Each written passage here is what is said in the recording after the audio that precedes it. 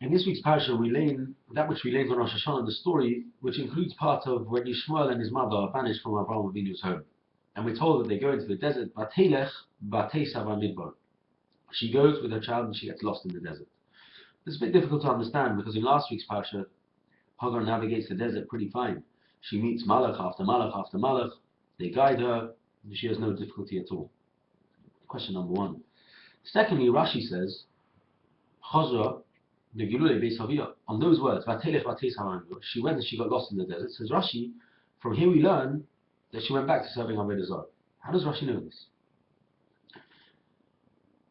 There's a story told about a Yid from Motel Pogromansky.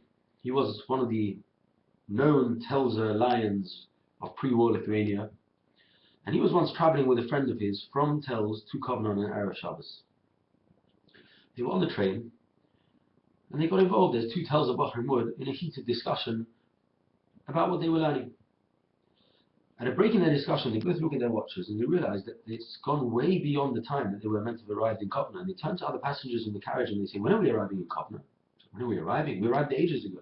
So why didn't the train stop? Of course it stopped. Why didn't no one tell us? We all shouted out, Kovno, Kovno. You two were so busy shouting at each other and arguing, no one wanted to disturb you. Alright, they realized they've overshot their station. They're going to have to disembark at the next stop because it's almost Shabbos. And so they do. And when they disembark, they look up at the name of the station. They don't recognize the name. And in pre-war Lithuania, if the Yeshiva Bachrim didn't recognize the name of the town, you're pretty sure there wasn't a Yiddish Kehillah there.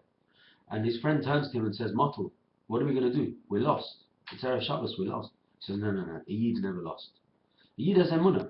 Why am I in this situation? That's where Hashem wants me to be. Why am I in this place? That's where Hashem wants me to be. And He will guide me. And I'll prove it to you, he says. What's pshat that in Parshas Vayera, when Hagar is in the desert, it says, Vatelech, and she went, Vatesa Bamidbar, and she gets lost in the desert. How do we know? How do we know that Rashi says she went back to serving Avodah Zarah? How do we know that?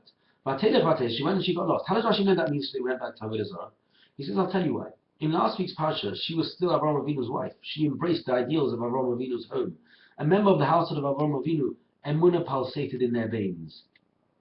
Such a person, why am I in the desert? Why am I in this situation? That's what HaKadosh Baruch Hu wants. Okay, so Hashem sends you malachim, He sends you angels, He guides you.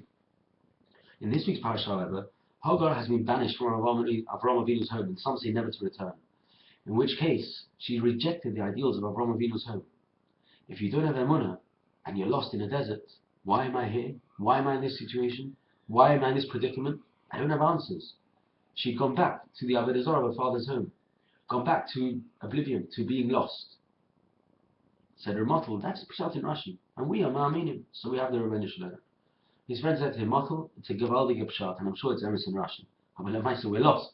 And what are you going to do? He says, 1 minute. He scans the train station, he looks over, he sees someone, he says, that must be a local resident. Walks over to them, do you live in this town? Yes, I do. Are there any Jews here? Yeah, there's one Jew. Okay.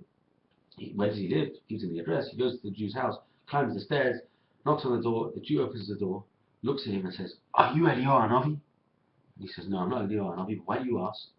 He says, I'll tell you, last Shabbos my wife had a baby boy, and I've been waiting all week and trying to secure a mile. I've tried nearby cities, I've tried nearby towns, and nothing has come up.